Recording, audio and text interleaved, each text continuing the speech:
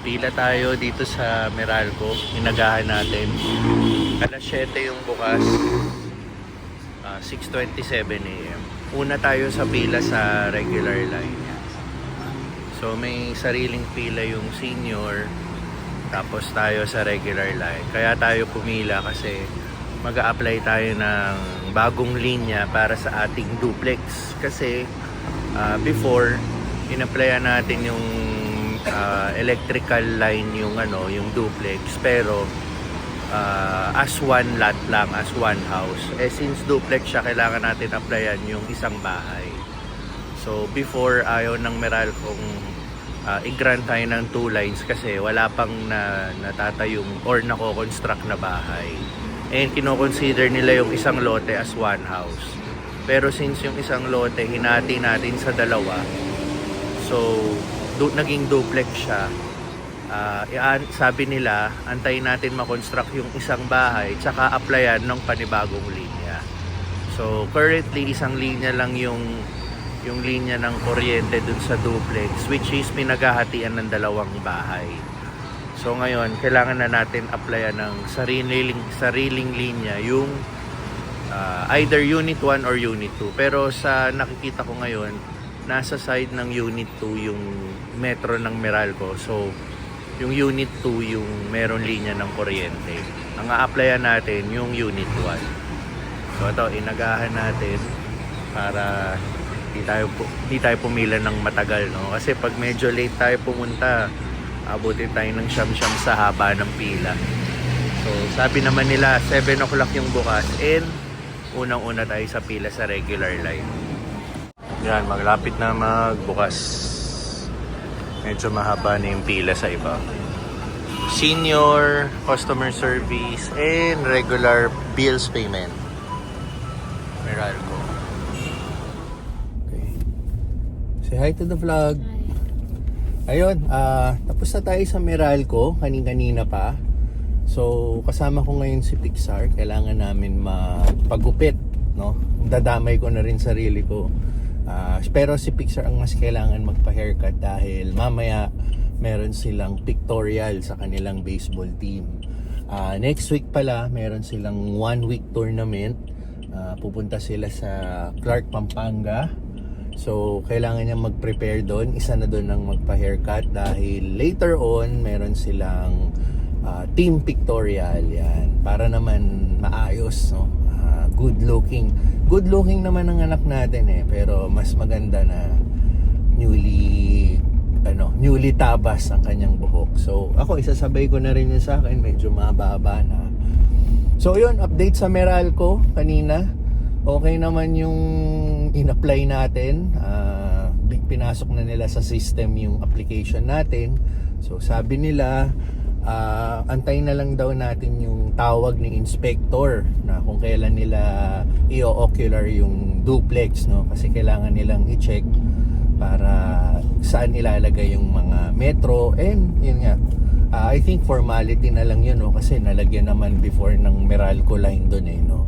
So after nun, the same process tayo. Pag na-approve ni inspector from Meralco, I think from Meralco or third party nila, pag na-approve nila yon, bibigyan nila tayo ng yellow card, and then yung yellow card na yon, kailangan naman natin pumunta sa City Hall, no, para mag-apply ng wiring permit.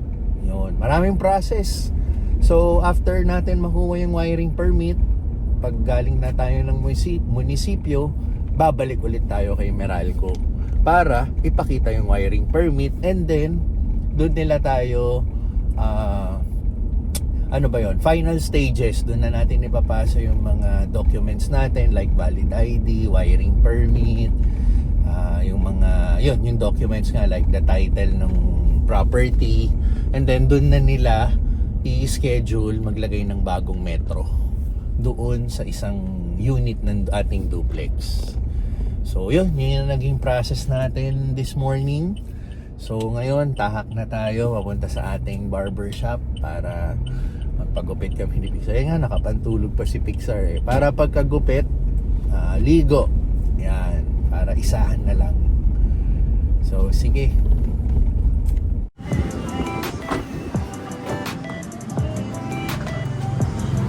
lang ha. Stay in the corner.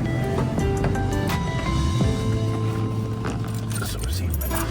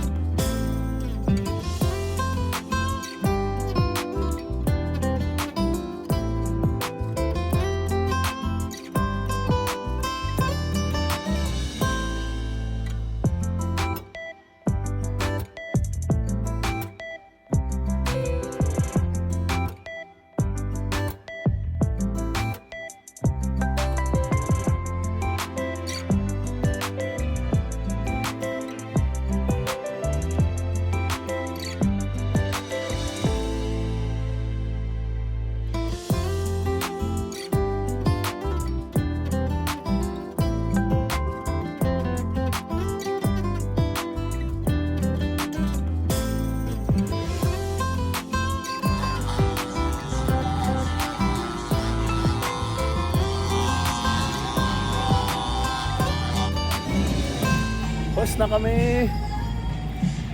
Pareho ba? So, right after nito, magla-lunch na siya and then pictorial niya na. Tapos baseball training. Pauwi na kami ni Pixar at tuloy-tuloy na to. Nagpagupit ako at ito ang aking hairdresser ngayon. Kukulayan ako ng buhok. Nasaan yung... Ito. Ano ba to? Light ash brown. Tignan natin yung magiging resulta. Kasi nagsilabasan na naman yung mga white hair ko eh. So, tatakpan natin yan. Okay, so dito lang. Ayan. Ay! Ayaw. Ayan. Okay.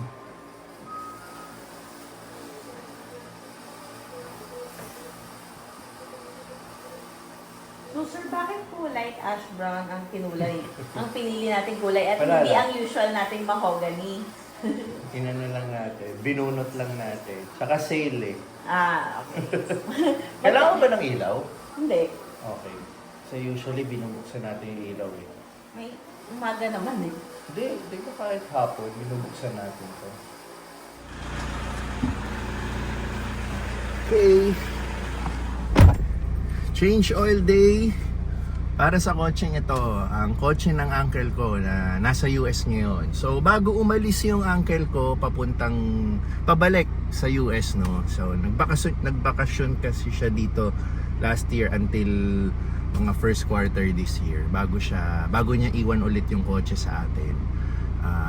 Humingi siya ng favor na kung may time tayo ipa-change oil natin tong kotse niya, no? Dahil yun nga, panay ang gamit niya yung nandito siya, lalo na yung holiday season, no?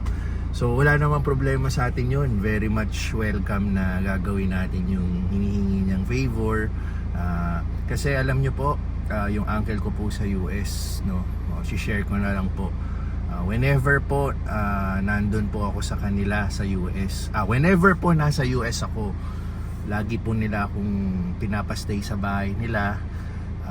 Talagang inaalagaan tayo. So ako naman bilang gante, no, yung mga bagay na ganito, hindi man natin sila masuklian ng pera or anumang regalo.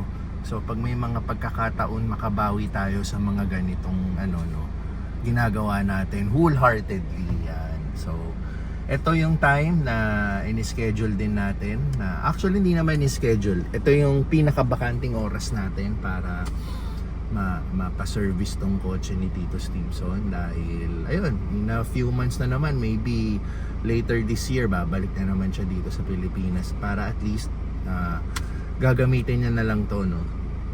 So before tayo pumunta sa change oil service, dito lang yan sa kabilang village, napakalapit lang. Doon ko din pinapa-service yung mga kotse namin, no. So before ako pumunta ron, pupunta lang muna ako sa contractor namin sa Duplex, which is dito lang sa kabilang street. Makikipag-meeting lang tayo saglit regarding sa mga upcoming permits na kailangan dito sa ating munisipyo sa Las Piñas. So, yun, kahapon, di ba, nasimulan ko ng applyan naman yung Meralco line dun sa isang unit. So, today, quick meeting lang with regards to the permits pa na kailangan. Kasi kailangan, di ba, habang binibenta natin tong unit na to, kailangan malinis lahat yung documents sa City Hall, kung ano man ang mga kailangan na iba pang documents na kailangan asikasuhin para pag meron na tayong buyer, mas smooth yung magiging transition ng mga documents, no, papunta sa pangalan nila. So ayun, asikasuhin muna natin to. Another day today, Wednesday, April 30, last day of the month. Tomorrow, May 1 na. Panibagong buwan na naman tayo for this year. So nakaka 4 months na tayo. Gusto baka tataas pa yun. Kasi may percentage sila din. At least yan, Oo. fixed na yan lahat. Oo, fix na to. 2 unit na to. Katulad yung fire extinguisher, nakukuha ko ng 1.7 dun sa suki ko.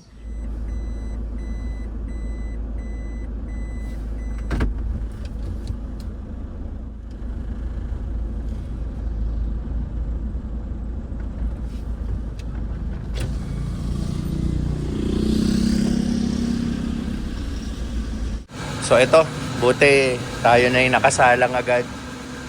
Hindi tayo pipila. So change oil service lang naman yung papagawa natin. And papalitan na lang din yung fuel filter. Kaya tayo.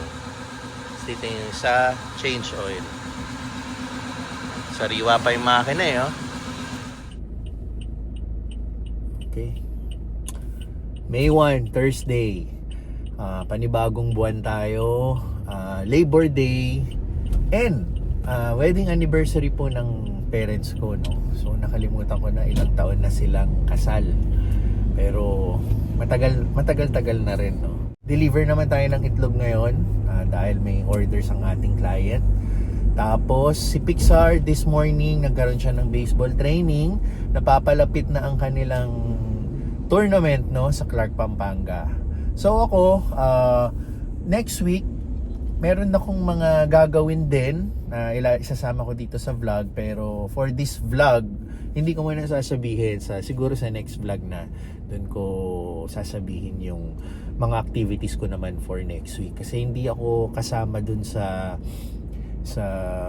baseball ni Pixar sa Clark, Pampanga. Mami niya ang sasama sa kanya, so most of the parents na sasama is yung mga mommies. Yan. So, this Saturday, iahatid ko naman sila sa Clark, Pampanga para makita ko rin anong meron doon, no? Kung ano yung itsura ng lugar ng paglalaruan nila and pag-i-stay nila. So, 1 week sila nandun. Tapos, ako, babalik ako Las Piñas.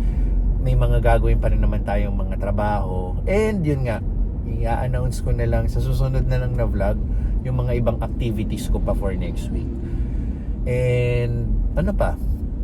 Ayun, ito nga pala, no? Hindi ko pa pala napapakita yung kulay ng buhok ko. Yung last, katugtong naman ng vlog na to, no? Na kinulayan ako ng buhok ni Tinsel 2 days ago.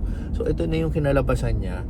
Ang nag-expect ako something, nakalagay kasi ash something, no? Na parang medyo may grayish. So, hindi pala. So, parang itim lang. Tinabunan niya lang yung mga puti-puti ko rito, yung mga nagsisimula ng dumami. So, okay naman. Turns out to be, tas yung haircut nga natin, di ba? Bumawas. Lalong nabawasan, manipis na nga eh. Pero, yun nga, kumakapal na kasi yung dito, mahaba na. Para magmukhang malinis naman tayo, di ba?